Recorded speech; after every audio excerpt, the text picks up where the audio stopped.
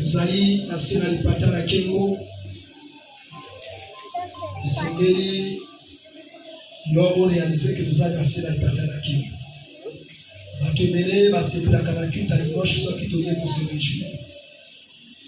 Or que nous sommes allés pour se Nzambe, nous allons pour se réjouir la présence de la Moula. Et surtout qu'on est capable de l'intervention. Donc, nous allons dans la Genèse chapitre 25. Ce que vous avez la Bible là, qui est dans la Genèse chapitre 25. Il y a un monde où Kandaza peut penser qu'il soit la jeune prière. La ligne qui se représenter que ce même mouvement est au passé.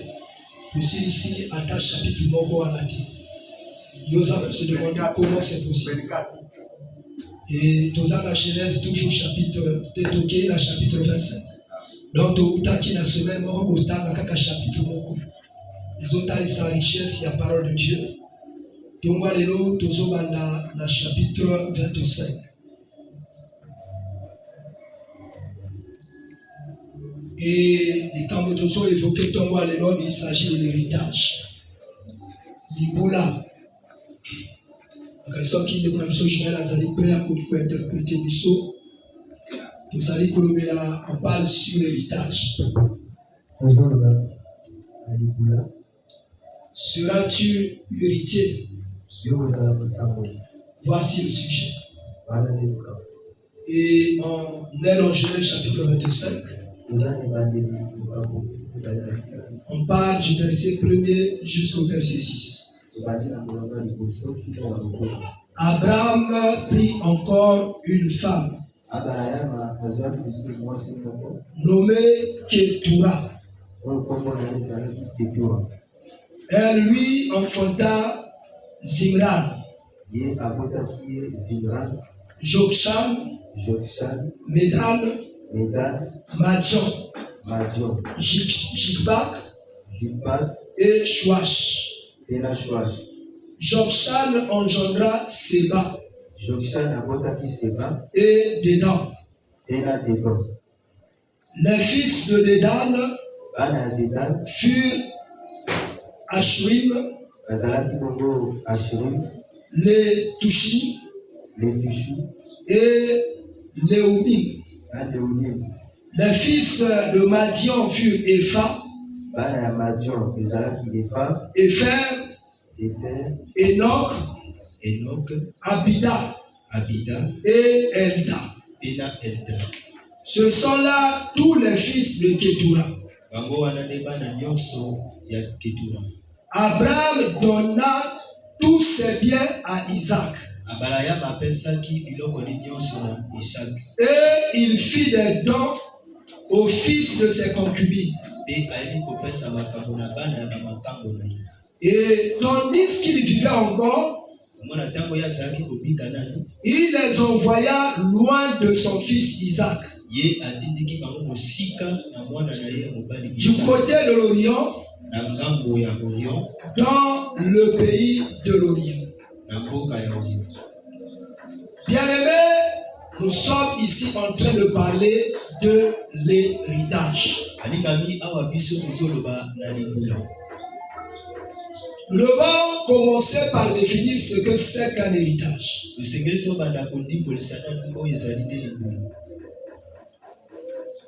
Et en ce qui concerne les enfants, lorsque nous lisons le Psaume 127,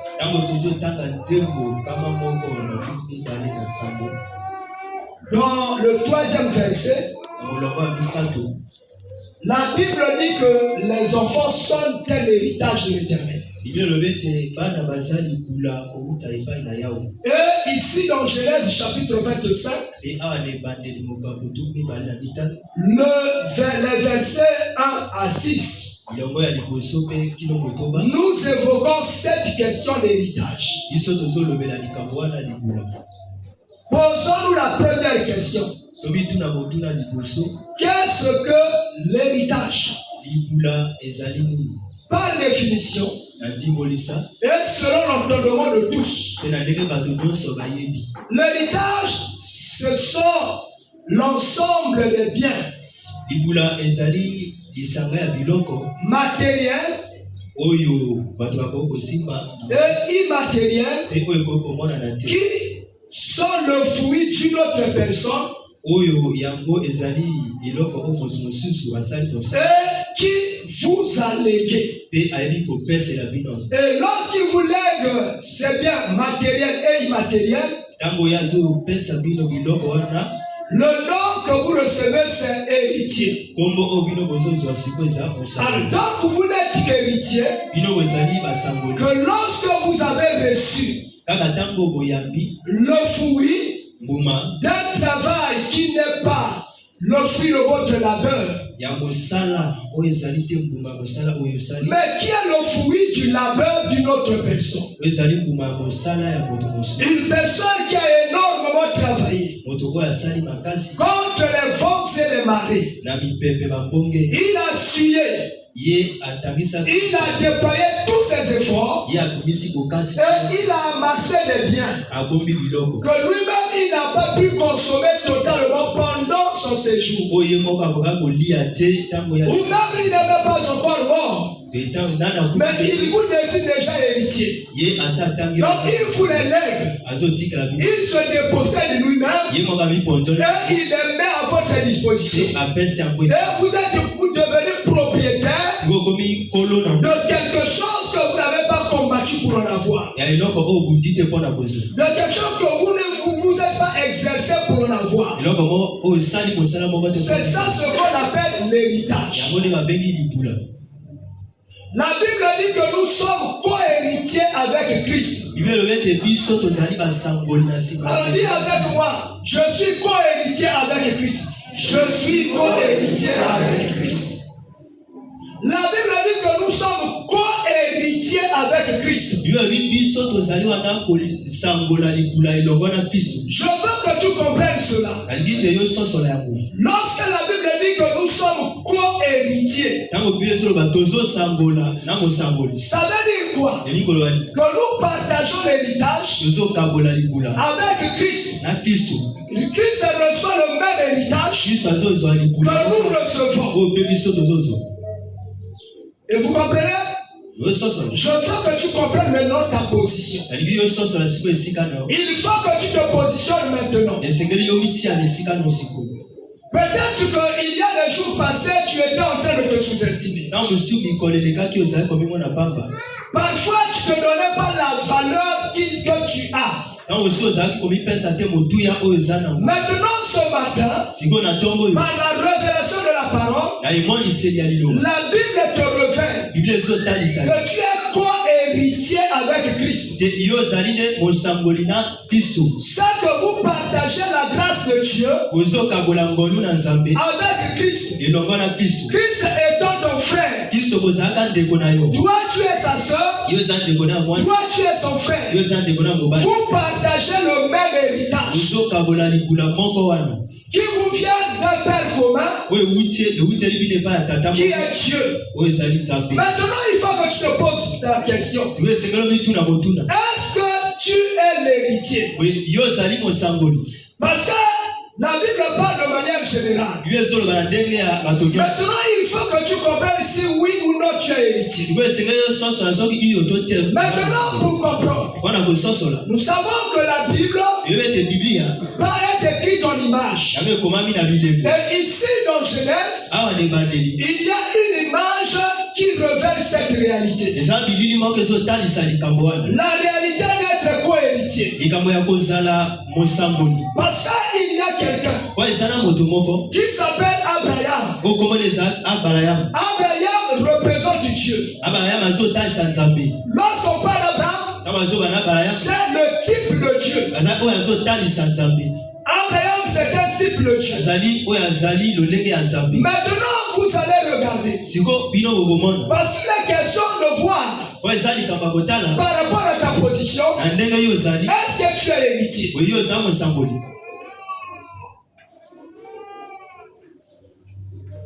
Abraham a eu une première femme. Et il habitait dans le pays de son père. Avec cette femme-là. Et il avait même pris son neveu Lot. Qui habitait avec eux. Il avait lui-même hérité de son père. Des champs, des maisons et plusieurs autres choses. Et un jour Dieu le parla. Qu'il fallait qu'il quittât la maison, qu'il quittasse la maison de son père. Abraham était appelé à faire le voyage. Par son obéissance, il a abandonné la maison de son père. Pendant tout ce temps, sa femme Sarah ne l'avait donné aucun enfant. Parce qu'elle était stérile. Elle ne pouvait concevoir. Et Abraham est resté fidèle à sa femme. Et dans ses déplacements, il est arrivé à un endroit qu'on appelle Mésopotamie. Là-bas, ces gens-là n'avaient pas la même vie que eux, ils avaient chez eux. Ils n'avaient pas les mêmes lois. Et dans ce pays là-bas, alors il était dit dans une disposition de la loi que lorsque ta femme à toi ne pouvait te donner des enfants, tu peux te mettre avec son esclave. Et si l'esclave là te donnait des enfants, ces enfants-là ne revenaient pas à l'esclave. Ces enfants-là revenaient à ta femme et à toi. Alors, habitant maintenant dans ce pays, Sarah a été infectée par les dispositions de ce pays. Mais Abraham, pas encore. Mais Sarah étant infectée, dit à son mari, dans ce pays où nous habitons, c'est permis. Comme moi, je ne peux pas te donner des enfants, prends Agar, ma servante, et fabrique des enfants avec Agar. Et les enfants qui sortiront d'Agar seront mes enfants. Vous voyez? Elle dit les enfants qui sortiront d'Agar seront mes enfants. Et finalement, Abraham suivra le conseil de sa femme. Et il s'associa avec Agar. Et finalement, de cette union sortit un enfant.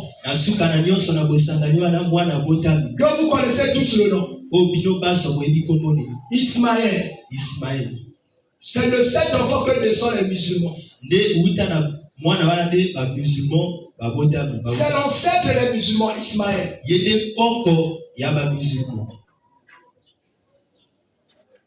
Maintenant, Abraham, lorsqu'il a suivi le conseil de sa femme, il n'a pas tenu compte de quelque chose. De la volonté de Dieu. Pourquoi? Lorsque Dieu lui disait de sortir de la maison de son père, il lui avait fait une promesse qu'il fera de lui le père d'une multitude. Il avait même changé Parce qu'au départ, il s'appelait Abram. Ce qui voulait dire père des nations. Maintenant, il appelait ça aussi Abraham. Ce qui veut dire père d'une multitude. D'abord, Abraham a dit père élevé. Exactement, Abraham était élevé. Il avait beaucoup de biens. Il avait beaucoup d'esclaves. Il avait beaucoup de servantes et de serviteurs. Il avait beaucoup de bêtes. Il était énormément riche. Il était un père élevé. Maintenant, lorsque je lui dis de sortir, de se séparer de l'héritage de son père, il lui ajouta un plus. Il a pris Abraham. Il devient Abraham. Il lui ajoute une productivité.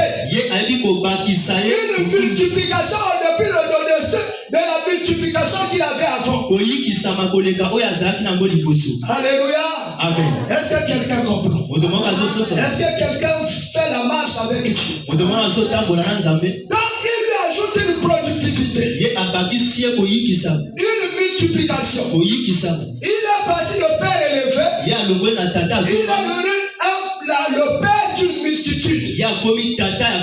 Pourtant, il n'avait pas encore d'enfant. Mais il était le père de la multitude. Abraham lui-même s'inquiétait toujours. Il entretenait des pensées d'inquiétude. Il dit, mais attends. Si jusqu'aujourd'hui, je suis sans enfant, ça veut dire que le plus ancien de mes serviteurs, Eliezer, héritera de mes biens. Il entretenait ce souci-là tous les jours. Au-delà de la promesse que Dieu lui avait faite, d'être le père d'une multitude. Et je crois que ça doit être le même problème que les chrétiens et les chrétiennes ont. Malgré toutes les promesses que Dieu nous fait à travers l'écriture, chaque jour nous entretenons toujours les interrogations. Est-ce que Dieu va me faire ceci? Lorsque vous lisez une disposition dans la Bible, 1 Pierre chapitre 2, le verset 24. Permettez-moi de lire cela comme c'est écrit. Parce que sinon je vais lire seulement une partie. Alors, regardez ce qui est écrit. Et si vous permettez, je peux lire à partir du verset 22, mais je vais chuter au verset 24. Lui qui n'a point commis le péché. Ici la Bible parle de Christ. Si je peux remplacer lui par Christ, je lirai. Christ qui n'a point commis le péché. Et dans la bouche duquel il ne s'est point trouvé de fraude. Lui qui injuriait ne rendait point d'injure. Maltraité ne faisait point de menace. Mais s'en remettait à celui qui juge justement. 24. Lui qui a porté lui-même nos péchés en son corps sur le bois.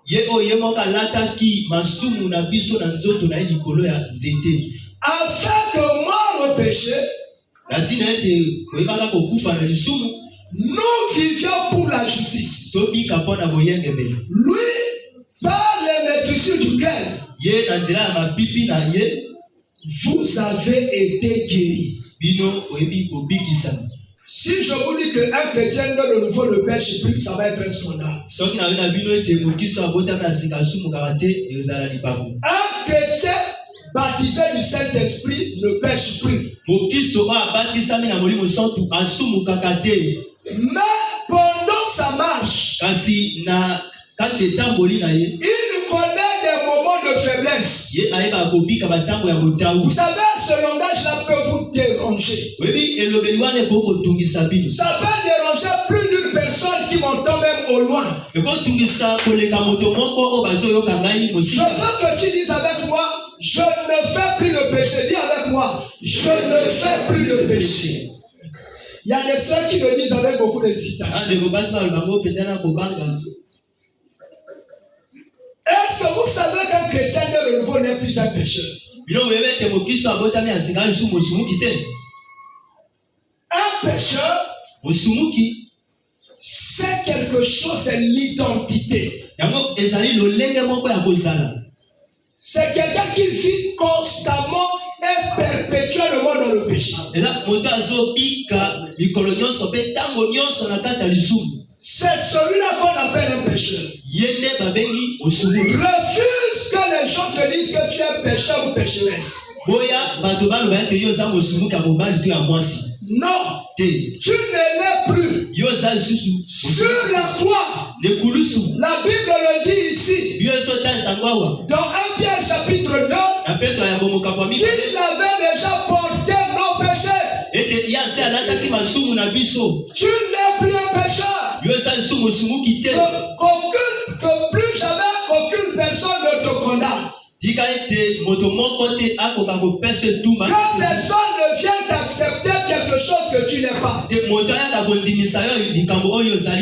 Te donner une identité que tu n'as pas. Tu n'es plus une pécheresse.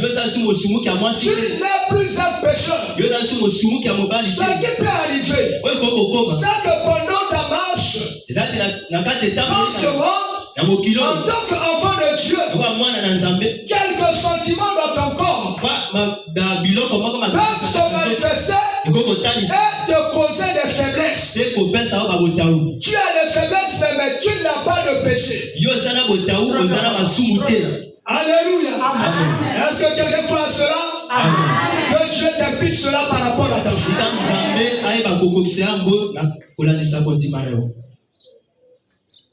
La Bible me dit que sur la croix maudite, sur le bois maudit, lui il avait déjà porté mes péchés. Pourquoi moi je continuerai à proclamer que je suis pécheur? Non. Je dirais, Seigneur Dieu, pardonne mes faiblesses.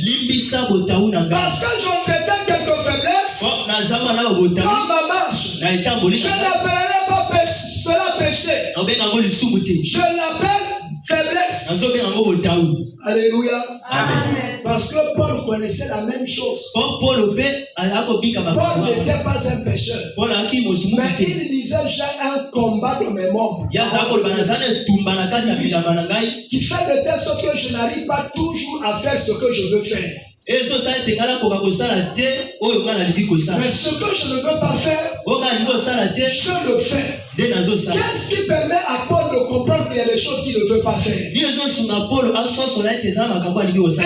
qu'il y a des choses qu'il veut faire. C'est la présence du Saint-Esprit. Le Saint-Esprit qui habite en lui, dit Paul, toi par rapport à ta nature, par rapport à ton identité, tu ne devrais pas faire ça. Tu ne devrais pas faire ça. Et c'est ce qui a mené Paul à comprendre qu'il y a un combat dans son corps et qu'il est parfois emmené à faire les choses qu'il ne veut pas faire. Désormais, il faut changer le langage. Ne parle plus de ce que les hommes viennent te faire accepter que tu es pécheur, tu es pécheresse. Parce que cela est une identité. Depuis l'œuvre de la croix, et par l'engagement de ta foi, tu as déjà changé de position. Tu as quitté le pécheur pour sauver. Tu es devenu sauvé. Lorsque tu es sauvé, Christ t'a dépouillé de tout ce qui te condamnait. Et il t'a rendu libre. La Bible déclare, si le Fils de l'homme vous a franchi, vous êtes réellement libérés. Il n'a pas dit partiellement libéré. Il a dit réellement libéré. Lorsqu'on est réellement libéré, on est sorti de prison. On ne vit plus de la prison. Or que le péché c'est une prison. Est-ce que quelqu'un le croit? Que Dieu vous implique cela par rapport à vous. Maintenant regardez. Abraham, donc Dieu a déjà changé son identité. Il avait déjà des enfants avec sa femme légitime. Comme il ne voyait pas ses enfants, il continuait à entretenir la pensée qu'il n'a pas d'enfants. Si bien qu'il pouvait se laisser corrompre par le discours de sa femme. Vous devez comprendre qu'une personne est composée de deux parties. Quel que soit ton sexe.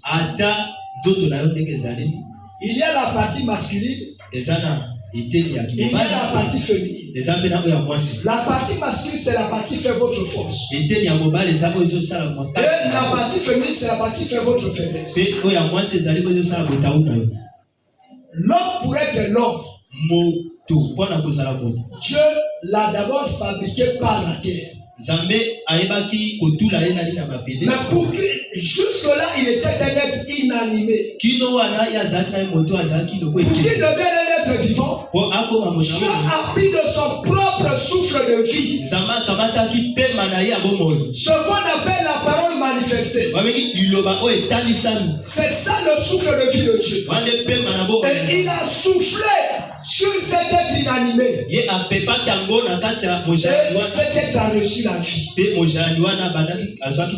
Et l'homme de cette manière ne peut nullement tomber dans le péché. Ne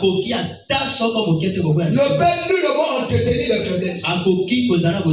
Mais Salomon, Dieu dans le souci de la multiplication a voulu fabriquer la femme.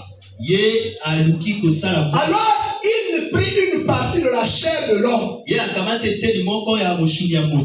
partir de cette chair que vous appelez les hommes, il fabriqua la femme. Et c'est ça qui crée la faiblesse en l'homme. L'homme a été créé homme et femme. Alors regardez, Abraham a été confronté à cette triste réalité. Je veux que tu comprennes ces choses. Lorsqu'il a écouté la voix de Dieu, il a pris le départ. Parce que Dieu l'a appelé déjà père d'une multitude. Mon ami, tu peux être déjà béni tel que tu es. Dieu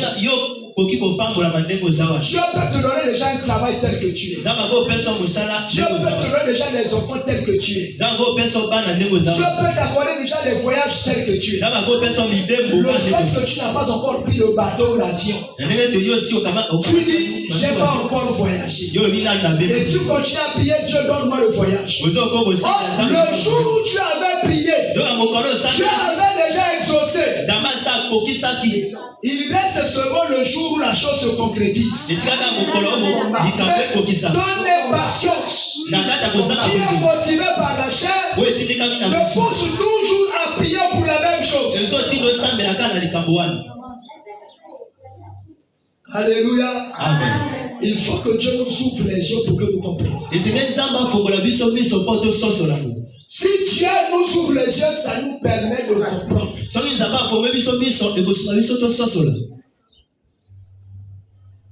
Et Abraham, n'ayant pas la bonne compréhension des choses, s'est laissé séduire par sa femme. Et dans cette union illégale, dans cette union où il y a la volonté permissive de Dieu, alors il naquit un homme, Caïn. Et non, comment je dis Caïn? Ismaël. Merci frère. Naquit un homme Ismaël. Et puis ensuite, Abraham connut sa femme. Et finalement, sa femme tomba enceinte. Mais ce qui est arrivé, un enfant est né de cette union. Isaac. De cette union légitime. Et Isaac est né. Mais l'homme étant toujours insatisfait, et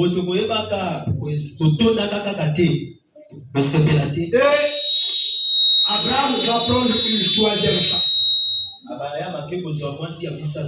Ketura, avec qui il aura encore des enfants. Maintenant, vous allez voir le mystère. Abraham étant très avancé en âge, et ce qui est, lorsqu'on parle qu'il est très avancé en âge, on parle ici de la maturité. Toi, tu vois seulement être très avancé en âge par seulement la vieillesse. Non, il s'agit de la maturité.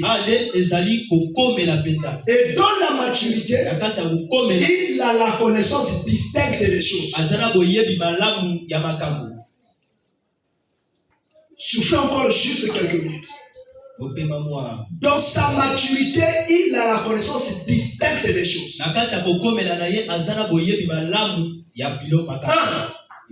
Il réalisa bientôt qu'il va quitter son corps.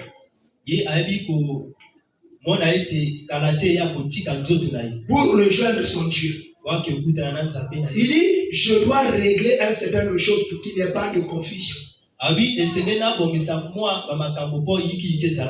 Vous savez, lorsqu'un chrétien atteint la maturité, il prend des décisions pour séparer les choses qui peuvent nuire à sa marche spirituelle d'avec les choses qui peuvent booster sa marche spirituelle. Mais lorsqu'on n'a pas encore atteint la maturité, on vit comme une personne animale. On confond tout. On se donne au plaisir du monde, mais on se proclame chrétien ou chrétienne. On vit une vie du monde, mais on se proclame chrétien ou chrétienne. Mais lorsqu'on atteint une maturité, il y a des choses qu'on abandonne sans qu'on te prêche. Sans que quelqu'un vienne t'exhorter, toi-même tu prends comme tu dis, ça je ne fais plus. J'arrête avec telle union. J'arrête avec telle relation. J'arrête avec telle consommation. Tu prends la décision seule. C'est la maturité. Vous savez, vous regardez même la vie.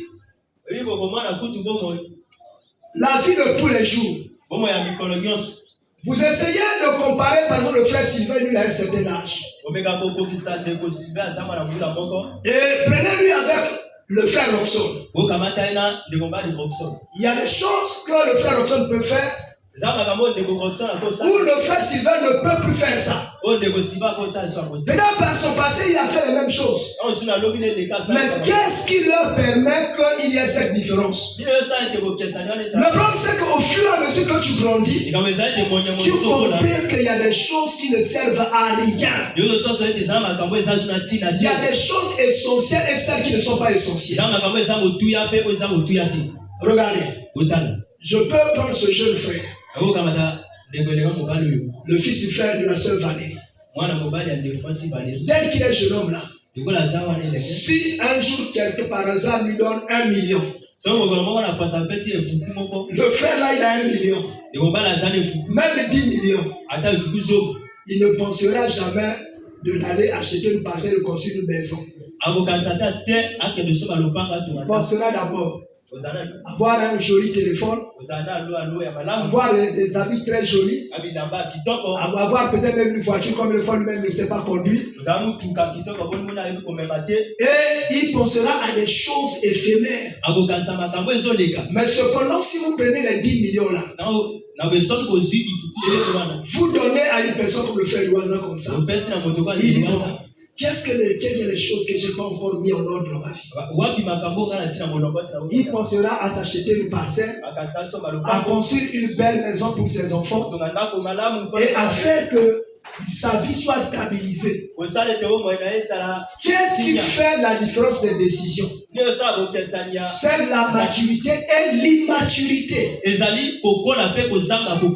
L'immaturité vous emmène à prendre des décisions qui sont des décisions nulles. Vous allez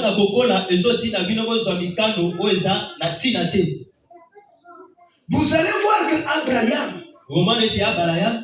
combien de fois il avait la promesse, il y avait encore l'immaturité à un niveau donné. Dans cette immaturité, il s'est donné corps, cœur, joie à fabriquer des enfants avec les femmes qui n'étaient pas dans la promesse. Maintenant, lorsqu'il a atteint la maturité, il dit ces choses-là vont créer un conflit. Il faut que je mette de l'ordre avant que moi-même je ne quitte mon corps. Et donc, il appela son fils Isaac, l'enfant de la promesse. C'est à lui qu'il a remis tous ses biens.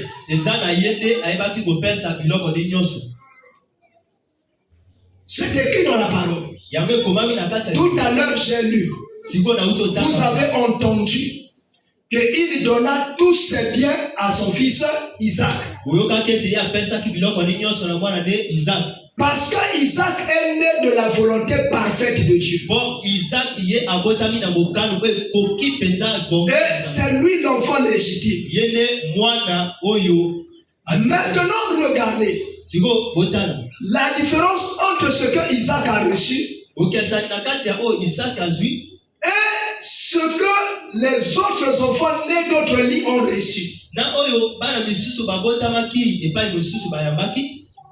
Les autres ont reçu des dons. Cependant, Isaac a reçu, a reçu l'héritage. Or, un don, c'est quelque chose qu'on donne à quelqu'un par miséricorde. Or, un héritage, on le donne que à l'héritier. Vous voyez? Vous voyez? Vous devez comprendre. Et voilà pourquoi le don ne doit pas nous réjouir, nous. Nous pouvons avoir tous les dons. Les dons, Dieu nous les donne par miséricorde. Parce qu'il dit que sûrement ceux qui sont sur la terre, ils sont confrontés par les maladies. Pour les aider à ça, dans sa compassion, il désigne quelqu'un qui doit avoir un don de guérison. Or que le don n'est que le fruit d'une miséricorde. Voilà pourquoi celui qui reçoit un don ne doit pas se vanter qu'il a reçu ce don-là parce qu'il est enfant de Dieu. Dieu peut faire des dons à ses enfants comme à ceux qui ne sont pas ses enfants. Ça dépend seulement des circonstances. Voilà pourquoi le don ne doit pas te tromper. Mais l'héritage C'est la seule chose que tu dois chercher. Et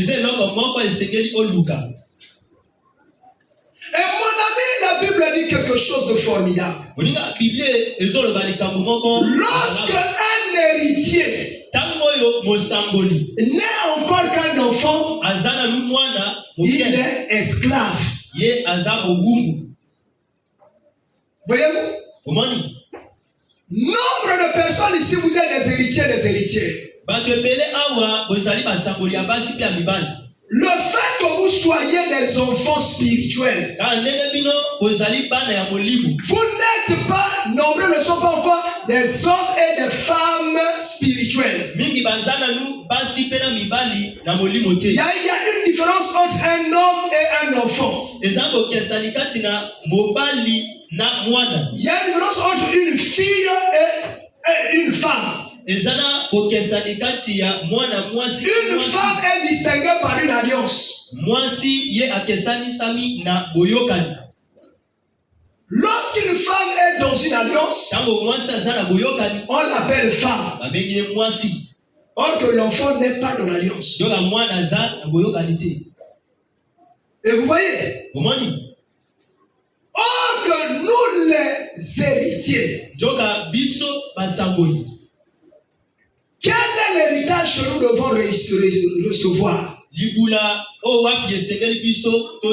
D'Abraham notre père. C'est la vie éternelle.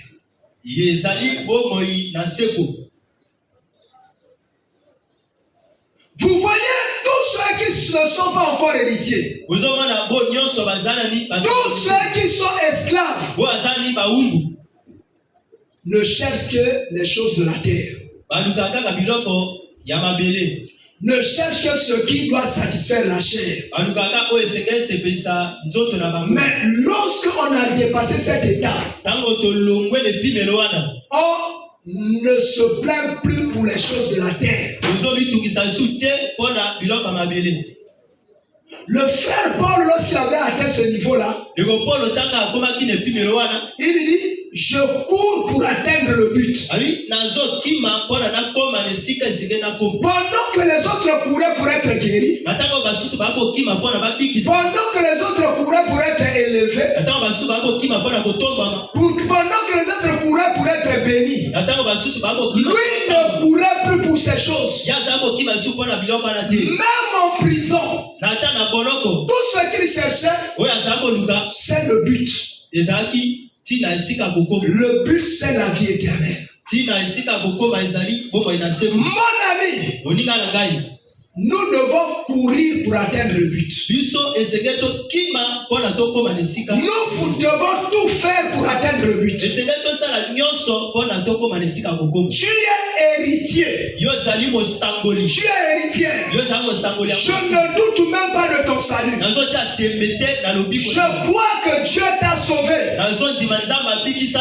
Je ne doute pas, je ne me pose pas la question. Tes erreurs ne me diront jamais que tu n'es pas une fille de Dieu. J'appelle cela des faiblesses de la marche. Je sais que tu es une héritière de Dieu. Tu es un héritier de Dieu. Maintenant, étant héritier, on dit que tant que tu es encore un enfant, tu vis comme un esclave. Or qu'un esclave dans la chair se donne aux choses qui ne sont pas importantes. Voilà pourquoi tu peux parler mal de quelqu'un. Tu peux te donner à la colère. Tu peux te laisser à l'impudicité. Tu peux te laisser à l'ivrognerie.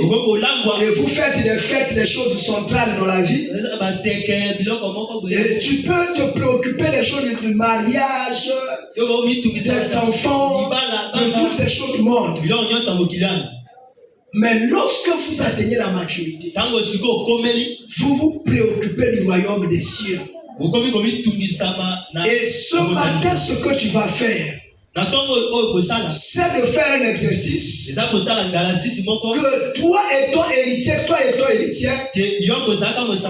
tu dois te libérer des préoccupations charnelles. Et pour que tu montes le niveau, jusqu'à ce que tu ne suis que le but. Quel que soit ce que nous serons sur cette terre, nous quitterons ce corps mortel. Il faut que notre âme soit dans le royaume.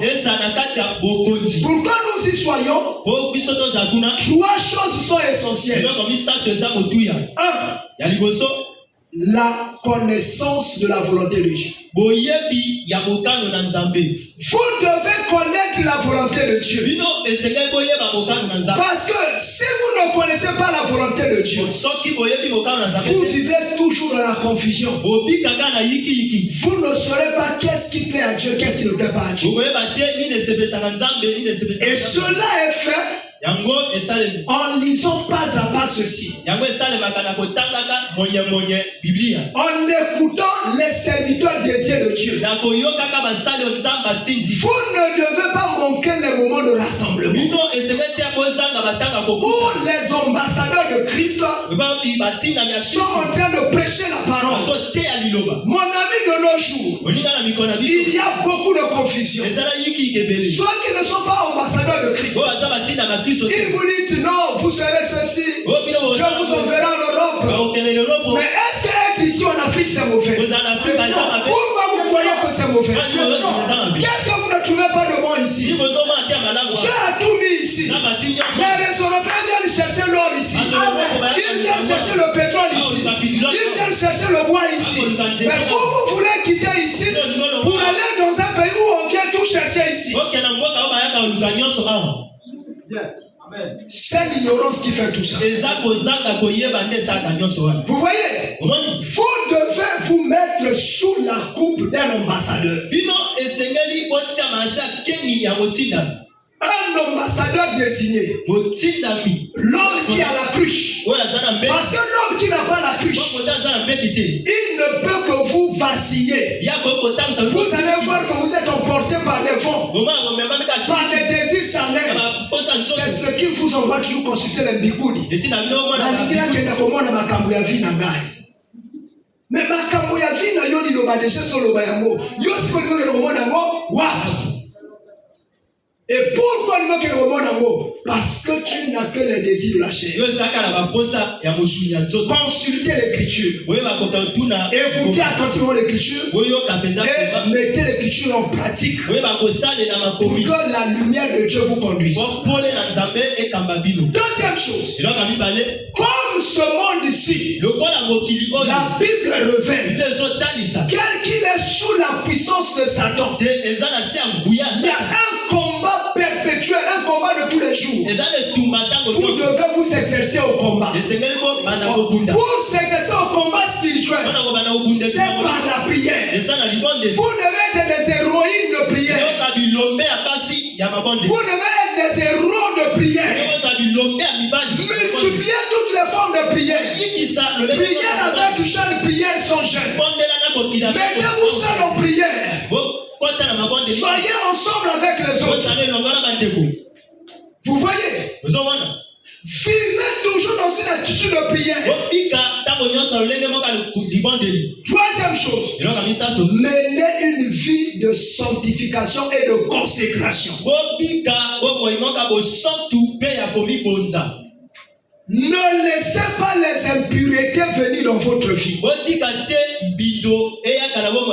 J'ai parfois pensé, vous et nous qui laissons les impuretés venir dans nos vies, c'est comme quelqu'un qui a bien balayé sa maison et va dans les toilettes et au WC. Il prend une partie du caca et il vient déposer dans son salon. Ce salon-là ne peut plus être vivable. Recevoir quelqu'un et s'asseoir là et poser pendant longtemps, l'odeur du caca là va vous déranger. Voyez comment notre mauvaise vie chasse le Saint-Esprit en nous. Dieu, de par notre identité d'enfant de Dieu, nous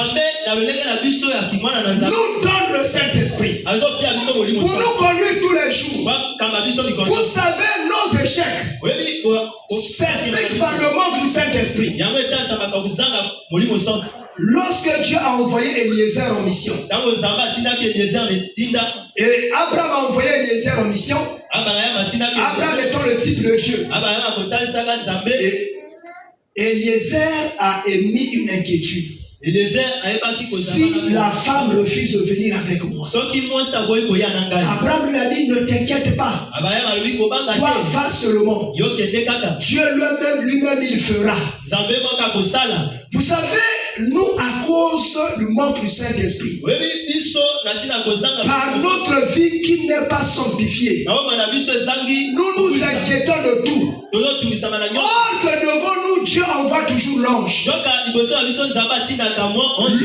est celui qui fait le premier travail. Et nous, étant qu'héritiers, nous bénéficions du travail de l'ange. Ne vous inquiétez de rien. C'est ce que la Bible dit. Mais en toute chose, faites connaître vos besoins à Dieu. Par des prières, par des supplications. Menez une vie de sanctification. Cela fera que vous soyez toujours conduit par le Saint-Esprit. Et menez une vie de consécration. Soyez toujours un ouvrier dans le champ de Dieu. Ne te fatigue pas pour travailler pour Dieu. L'ouvrier mérite son salaire. Le frère Paul dit que celui qui ne travaille pas ne mange pas non plus. Il veut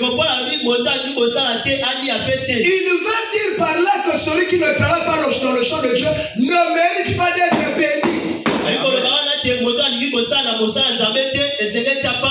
Voilà pourquoi la Bible dit le paresseux voit toujours le lion dehors. Et il finit toujours par mourir de faim. Vous voyez? Nous devons avoir une vie de consécration. On doit travailler sans relâche. On doit travailler sans repos. Et Christ sera notre rémunération. Et finalement, en faisant ça, nous serons les héritiers. Nous ne travaillons pas pour avoir, mais nous possédons avant le travail. Parce qu'il y aura quelqu'un qui amassera pour nous. Quelqu'un disposera les choses pour nous. Nous nous préoccupons de son travail. Lui nous préoccupe de notre rémunération. Est-ce que quelqu'un le croit? Maintenant, on va se laisser dans la prière. Je vais commencer d'abord par les choses essentielles. On va se lever. On va se lever. On va se lever. Jesus.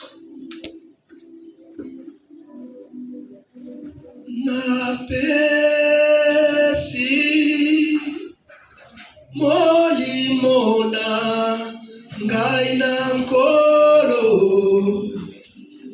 bomoina ngaina nkolo bomoinyo sonanko onapesi